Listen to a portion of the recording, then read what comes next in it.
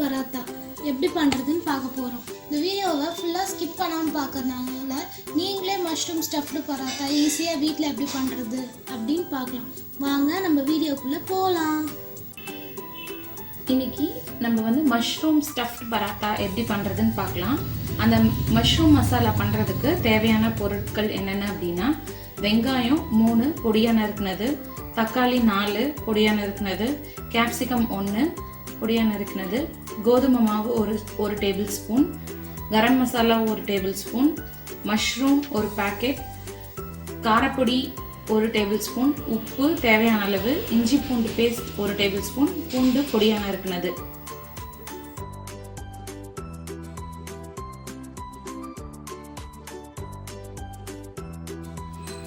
இப்போ இந்த மஷ்ரூம் மசாலா பண்ணுறதுக்கு ஃபஸ்ட்டு 1 டேபிள் ஸ்பூன் எண்ணெய் விட்டுக்கணும்.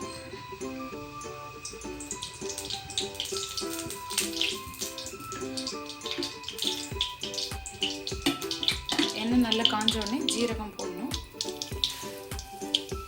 ஜீரகம் நல்லா பொரியணும். ஜீரகம் ஆப்ஷனல் தான், போடுறதுன்னா போட்டுக்கலாம். பூண்டு போடணும். பூண்டு நல்லா கோல்டன் ப்ரௌனாக வதங்கணும். பூண்டு நல்லா கோல்டன் கலரில் ஃப்ரை ஆகிடுச்சு. இப்போ நறுக்கி வச்சுருக்கு வெங்காயத்தை ஆட் பண்ணிக்கலாம். அதுவும் நல்லா கோல்டன் கலரில் ஃப்ரை ஆகணும். வெங்காயம் வதங்கும் போதே நம்ம இஞ்சி பூண்டு பேஸ்ட் ஆட் பண்ணிக்கலாம். 1 டேபிள் ஸ்பூன் எடுத்துக்கிட்டு இஞ்சி பூண்டு பேஸ்ட். இது ரெண்டும் சேர்ந்து நல்லா கோல்டன் ப்ரௌன் கலரில் வதங்கணும். வெங்காயம் நல்லா கோல்டன் ப்ரௌனாக வதங்கிடுச்சு. இப்போ இதுக்கு தேவையான உப்பை நம்ம ஆட் பண்ணிக்கலாம். இந்த மொத்த டிஷ்ஷுக்கு தேவையான உப்பை ஆட் பண்ணிக்கிறோம். இது இந்த மசாலாவுக்கு போட வேண்டிய உப்பு. மற்றபடி சப்பாத்தி மாவில் நம்ம எப்பயும் போல் உப்பு போட்டு பிசைஞ்சிக்கணும். வெங்காயம் நல்லா வதங்கிடுச்சு. இப்போ தக்காளி ஆட் பண்ணிக்கிறேன். இந்த ஸ்டேஜில் நம்ம பொடியான இருக்கிறதுக்கு தக்காளி ஆட் பண்ணிட்டு நல்லா கிளறி விடணும். கிளறி விட்டுட்டு இப்போ இதுக்கு தேவையான மசாலாலாம் ஆட் பண்ணணும். காரப்பொடி, கரம் மசாலா எல்லாமே இந்த ஸ்டேஜ்லேயே நம்ம ஆட் பண்ணிப்போம். ஸோ இதுக்கு தேவையான காரப்பொடி 1 ஸ்பூன் இதை ஆட் பண்ண போகிறோம்.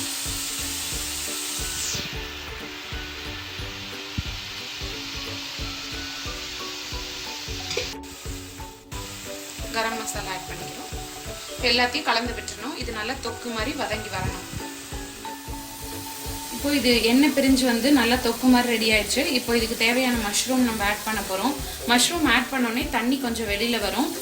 அதில் நாம் எந்த தண்ணியும் விடக்கூடாது. இப்போ இந்த மசாலாவுக்கு அப்போ தான் அழகாக பராத்தா உள்ளே வச்சு ஸ்டஃப் பண்ண முடியும். இப்போ இதுக்கு தேவையான மஷ்ரூம் நம்ம ஆட் பண்ணிட்டோம். இப்போ நல்லா கலந்து விடணும். மஷ்ரூம்லேருந்து தண்ணி வந்தால் பரவாயில்ல. நல்லா அப்புறமா இந்த தண்ணியை வற்ற வச்சுட்டு அதுக்கப்புறம் நம்ம கோதுமை சேர்த்துக்கணும். இதுக்கு நம்ம தண்ணி விடவே இல்லை. ஆனால் தண்ணி மேலே மஷ்ரூம் சேர்த்தோடனே பிரிஞ்சு வரும். பயப்பட வேண்டாம்.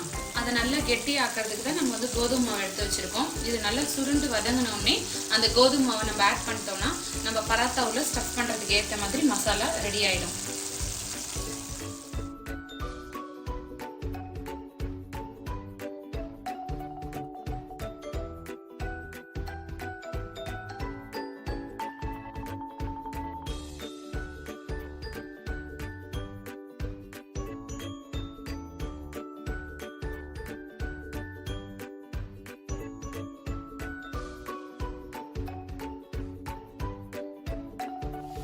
ஸோ இந்த ஸ்டேஜில் கேப்சிகம் நம்ம ஆட் பண்ணிக்கிறோம்.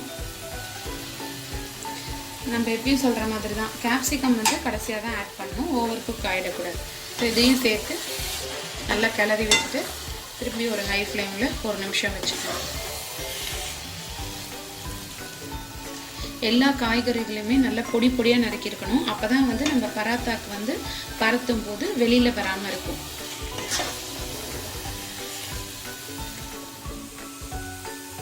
தண்ணி ஓரளவுக்கு நல்லா வற்றினோடனே நம்ம எடுத்து வச்சுருக்க கோதுமை மாவு இதை ஆட் பண்ணணும். அப்போ தான் இது நல்லா கெட்டியாக திரண்டு வரும்.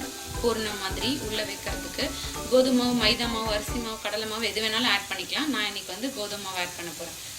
ஸோ கோதுமை மாவு இது கெட்டியாகிறதுக்கு தேவையான அளவு ஆட் பண்ணிக்கிறோம். இப்போ இதை நல்லா கிளறி விட்டுட்டு உங்களுக்கு நான் காட்டுறேன். இந்த கோதுமை மாவு சேர்த்தோன்னு பாருங்கள் எப்படி தொக்கு மாதிரி நல்லா திரண்டு வந்திருக்கு. இதை நல்லா ஆறினோடனே உருட்டணும். உருட்டி ஒரு பிளேட்டில் அடுக்கி வச்சுக்கலாம். நான் இது நல்லா ஆறி உருட்டும் போது உங்களுக்கு காட்டுறேன்.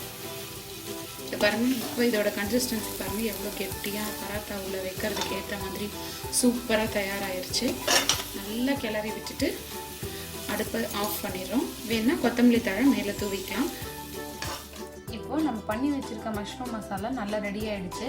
இதை நம்ம பராத்தா உள்ள ஸ்டஃப் பண்ணுறதுக்கு முன்னாடி நல்ல பெரிய உருண்டைகளாக எடுத்து உருட்டி வச்சுக்கணும். அதுக்கு முன்னாடி தட்டில் கொஞ்சம் எண்ணெய் விட்டுட்டு கையில் எண்ணெயை வச்சுட்டு ஃபுல்லாக இப்படி நல்லா அமுத்தி நல்லா ரோல் பண்ணி வைக்கணும். அப்படி அமுத்தி பிடிச்சி வைக்கணும் உருண்டைகளாக.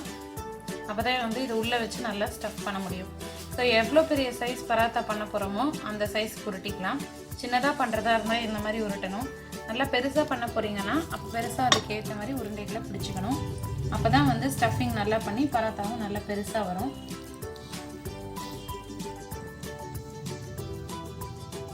நல்லா இப்படி அமுத்தி 4 பக்கமும் இப்படி அமுத்தினீங்கன்னா உருண்டைகள் நல்லா பிடிச்சி வச்சுக்கணும். இந்த மாதிரி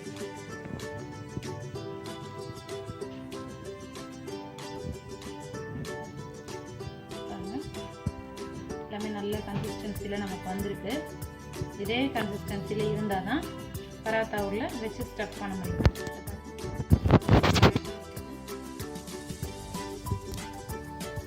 நான் சொன்ன மாதிரி அந்த மஷ்ரூம் மசாலாவை நல்ல பெரிய உருண்டைகளாக உருட்டி நம்ம எடுத்து வச்சிட்ருக்கோம். இப்போ பராத்தா பண்ணுறதுக்கு நமக்கு கோதுமை மாவு தான் தேவை. கோதுமை மாவை நல்லா சப்பாத்தி மாவு பதத்துக்கு பிசைஞ்சு எடுத்து வச்சுட்ருக்கணும். நல்லா இது கொஞ்சம் கெட்டியாக பிசையணும் சப்பாத்தி மாவோட. ஸோ இப்போ நான் இந்த மாதிரி பிசைஞ்சு 2 உருண்டைகளாக உருட்டி எடுத்து வச்சிட்ருக்கேன்.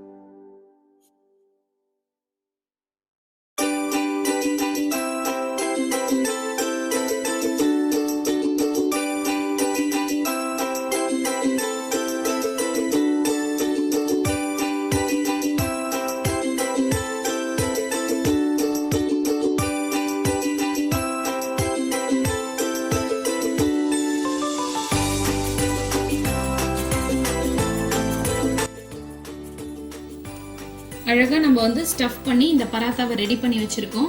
இப்போ நம்ம பேனில் இதை போட்டு எடுத்துடலாம். டபுள் சைட் நம்ம போட்டு எடுக்கணும். சப்பாத்தி மாதிரியே போட்டு எடுக்கலாம். வாங்க. தவா நல்லா சூடாயிடுச்சு. இப்போ இதை சிம்மில் வச்சுட்டு நம்ம பண்ணி வச்சுருக்க பராத்தாவை இதில் போட போகிறோம். இதை பாருங்கள், இப்படி போட்டுற வேண்டியதான். போட்டுட்டு ஃபஸ்ட்டு ஒரு சைடு நல்லா வெந்ததுக்கப்புறம் திருப்பி போடணும். திருப்பி போட்டதுக்கப்புறம் தான் ஆயிலோ கீயோ மேலே ஸ்ப்ரெட் பண்ணணும். இன்னைக்கு நான் ஆயில் தான் போட போறேன். கீ போட்டால் இன்னும் டேஸ்டா இருக்கும்.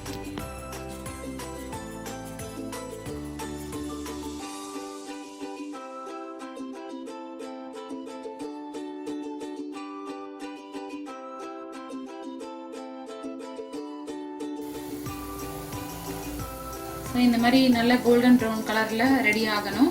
2 சைடுமே இது மாதிரி இருக்கணும். இப்போ பாருங்க, நான் திருப்பி பார்க்குறேன். ரெடியாக இருக்கணும் 2 சைடும். இப்போ சூப்பராக ரெடி ஆயிடுச்சு நம்மளோட பராத்தா. இதை நம்ம கட் பண்ணுறோம்.